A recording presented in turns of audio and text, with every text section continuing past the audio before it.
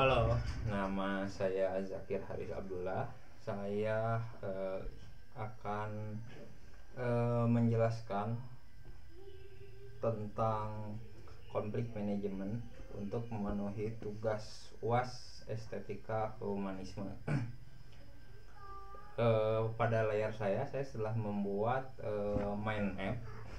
Mind map ini berisi uraian dari konflik manajemen. Yang pertama itu ada jenis konflik, lalu ada strategi penyelesaiannya, lalu ada tiga keterampilan yang diperlukan. Nah, yang keterampilan yang diperlukan ini adalah skill yang harus dimiliki oleh seseorang mediator ataupun yang sedang berkonflik agar konflik itu dapat diselesaikan. Lalu ada tahapan manajemen konflik yang keempat. Lalu ada hasil yang diharapkan.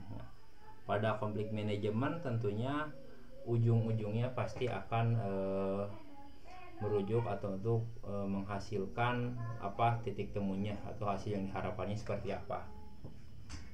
Saya akan coba bahas satu persatu poin dari mind map yang sudah saya buat. Yang pertama yaitu ada jenis konflik.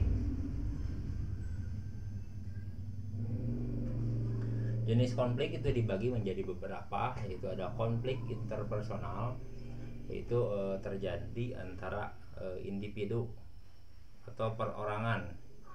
Nah, ini saya sudah ada contohnya. Untuk konflik interpersonal di sini misalnya ada perselisihan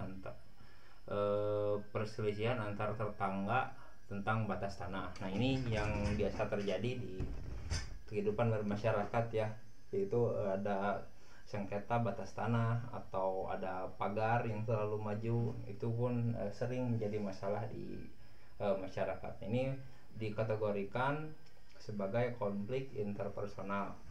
Lalu ada konflik intergroup, yaitu terjadi dalam satu kelompok. Jadi konflik ini bukan antara individu, tapi beberapa individu cuma masih dalam satu kelompok. Nah, contohnya yang intragroup itu perbedaan pendapat misalnya dari dalam rapat RW.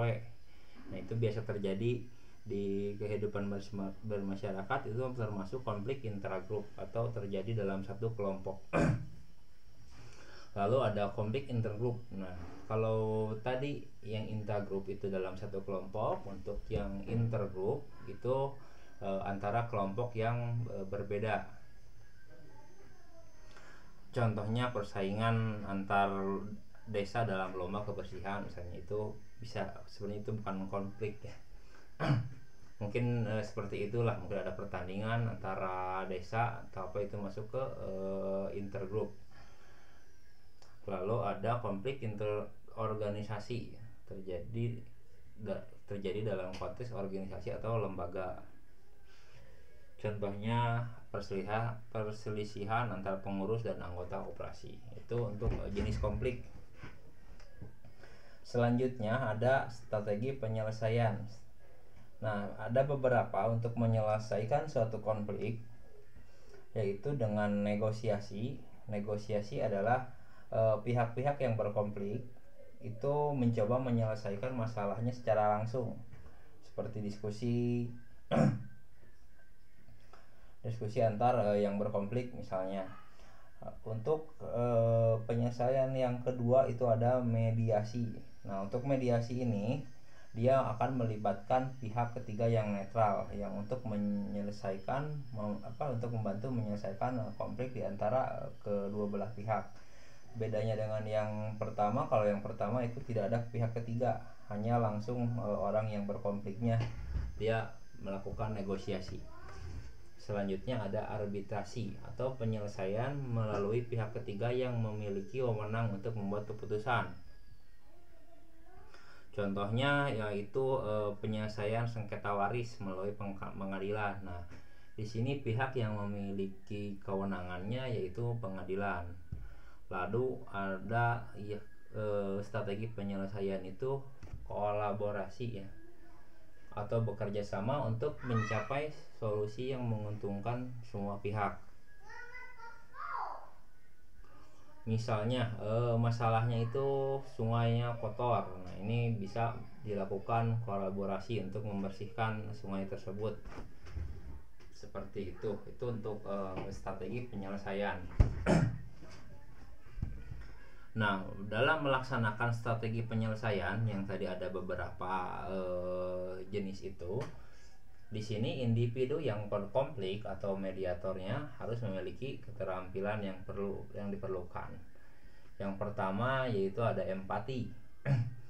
Jadi untuk menyelesaikan suatu masalah, seseorang harus memiliki empati, yaitu kemampuan memahami perasaan orang dan dari sudut pandang orang lain gitu.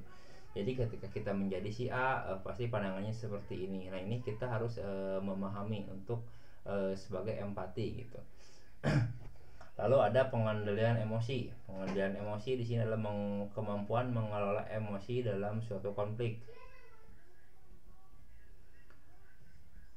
Jadi ketika menyelesaikan suatu konflik, di sini harus tetap tenang saat menyelesaikan konfliknya, atau dalam rapat itu harus tetap tenang.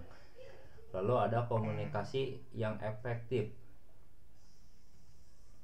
Komunikasi efektif ini adalah kemampuan menyampaikan dan menerima pesan dengan jelas gitu.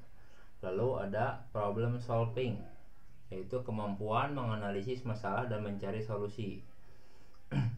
Itu setelah strategi penyelesaian diketahui, lalu skill atau keterampilan yang diperlukan keempat ini kita harus memilikinya untuk menyelesaikan suatu konflik. Yang keempat ada tahapan manajemen konflik. Dalam tahapan manajemen konflik di sini ada 5 langkah ya, yaitu dengan mengidentifikasi masalah ya.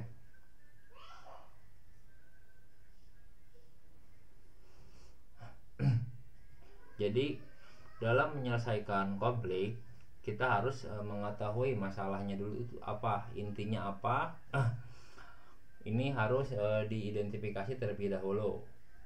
Setelah masalahnya diketahui, sudah berhasil diidentifikasi, lalu lanjut ke langkah selanjutnya, yaitu adalah analisis situasi. Nah, analisis situasi ini memahami konsep dan faktor-faktor yang terlibat. Contohnya yaitu mempelajari latar belakang konflik lahan parkir misalnya. Nah, ini untuk identifikasinya misalnya ada parkir liar, berarti kan masalahnya tidak ada lahan parkir. Nah, ini harus diketahui dalam step analisis situasi. Selanjutnya ada langkah pemilihan strategi.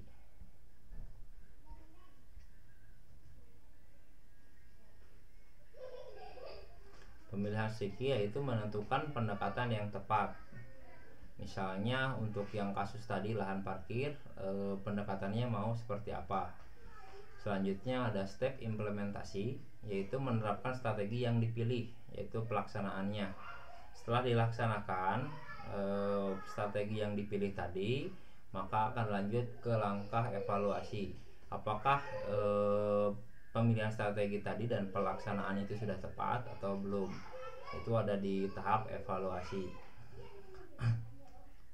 Selanjutnya bagian kelima dari konflik manajemen, yaitu hasil yang diharapkan. Hasil yang diharapkan di sini ada beberapa jenis, yaitu resolusi konflik, tercapainya penyelesaian masalah. Jadi masalahnya itu selesai dari mulai diidentifikasi dulu, analisis, pemilihan strategi, implementasi dan evaluasi, itu diharapkannya membuat masalahnya selesai. Lalu hasil yang diharapkan yang kedua yaitu adalah peningkatannya hubungan. Jadi membaiknya relasi antara pihak yang berkonflik. Jadi selain masalahnya selesai, hubungan yang terjalin di antara pihak-pihak yang berkonflik itu menjadi lebih baik. Selanjutnya sebagai pembelajaran ya, hasil yang diharapkan itu menjadi pelajaran yang didapat diambil dari proses penyelesaian konflik. Selanjutnya ada inovasi, yaitu munculnya ide baru sebagai hasil dari proses penyelesaian konflik. Saya ada contoh kasus untuk tahapan manajemen konflik, yaitu dari mulai identifikasi masalah, analisis, pemilihan strategi, implementasi, sampai dengan evaluasi. Nah, di sini untuk identifikasi masalah, yaitu Pak Soeharto mendapati bahwa tetangganya Pak Widodo. Nah, di sini pihak yang berkonflik adalah Pak Soeharto dan Pak Widodo. Pak Widodo telah memasang pagar baru yang menurut Pak Soeharto telah melewati batas tanah miliknya. Pak Soeharto merasa kehilangan sekitar 50 cm dari lebar tanahnya sepanjang pagar yang dipasang. Ia mengadu kepada ketua RT Pak Bambang. Jadi di sini yang merasa diambil tanahnya itu Pak Soeharto, yang memasang pagar atau yang mengambil tanahnya itu Pak Widodo. Lalu ada Pak Bambang sebagai mediasi atau mediator, ya, sebagai ketua RT. Pak Bambang mengidentifikasi masalah bahwa ini permasalahannya adalah ketidakjelasan batas tanah di antara mereka berdua. Setelah identifikasi masalah, lalu masuk ke analisis situasi. Pak Bambang melakukan kunjungan ke lokasi dan berbicara dengan kedua belah pihak, bahwa dia menemukan tidak ada dokumen resminya yang menunjukkan batas tanah yang jelas. Pak Widodo mengklaim bahwa wilayah yang ia pasang pagar itu benar batas tanah miliknya. Ia meyakini Pak Soeharto memiliki bukti berupa foto lama yang menunjukkan posisi pagar sebelumnya. Kedua keluarga sebenarnya memiliki hubungan yang baik sebelum insiden pagar ini. Masalah ini berpotensi mempengaruhi hubungan antara warga di lingkungan tersebut. Itu untuk analisis situasinya. Lalu lanjut ke pemilihan strategi. Setelah mempertimbangkan situasi yang sudah tadi dianalisis oleh Pak Bambang, Pak Bambang memutuskan untuk mengadakan pertemuan mediasi antara kedua keluarga, lalu mengundang petugas dari kantor pertanahan untuk memberikan klarifikasi teknis, lalu menyarankan pengukuran ulang secara resmi jika diperlukan, lalu mendorong kedua pihak untuk mencapai kesepakatan yang saling menguntungkan. Nah, karena masalahnya tadi tidak ada dokumen resmi tanah milik Pak Widodo sampai mana, Pak Soeharto sampai mana. Selanjutnya, setelah strategi yang dipilih sama Pak Bambang, selanjutnya masuk ke implementasi. Pak Bambang mengatur pertemuan di Balai RW, mengundang kedua belah pihak yang berkonflik serta kantor pertanahan. Dalam pertemuan kedua belah pihak diberi kesempatan untuk menyampaikan pandangan mereka masing-masing. Nah, petugas pertanahan menjelaskan prosedur resmi penentuan batas lahan dan pentingnya dokumen yang sah. Jadi sebelum ada masalah ini, Pak Soeharto dan Pak Widodo itu tidak tahu bahwa harus ada dokumen resmi untuk batas tanah. Setelah diskusi panjang, kedua belah pihak setuju untuk melakukan pengukuran ulang tanah secara resmi. Nah, sementara menunggu hasil pengukuran, Pak Widodo setuju untuk tidak melanjutkan pemasangan pagar, karena tadi masalah awalnya dari Pak Widodo mau memasang pagar. Nah, dibuat kesepakatan tertulis di antara kedua belah pihak disaksikan oleh RT dan RW. Setelah pengukuran, di sini dalam contoh kasusnya pengukurannya memakan waktu 1 bulan. Hasil pengukuran resmi menunjukkan bahwa batas sebenarnya berada di tengah-tengah klaim kedua pihak. Pak Soeharto dan Pak Widodo akhirnya sepakat membagi selisih tanah yang dipersengketakan. Nah, pagar yang dipindahkan sesuai hasil pengukuran kesepakatan baru. Hubungan keduanya berangsur membaik, bahkan mereka merencanakan acara syukuran bersama. Nah, jadi untuk setelah selesainya konflik ini, sesuai dengan hasil yang diharapkan pada konflik manajemen, yaitu adalah peningkatan hubungan, yaitu membaiknya relasi antara orang yang berkonflik. Nah, seperti itu untuk contoh kasus dalam penyelesaian tahapan manajemen konflik, yaitu pada kasus ini saya mengambil contohnya konflik pasang pagar di tanah tetangga. Nah ini yang biasanya masuk ke berita-berita gitu, untuk pasang pagar. Jadi ada jalan umum yang ditembok. Nah ini sering terjadi.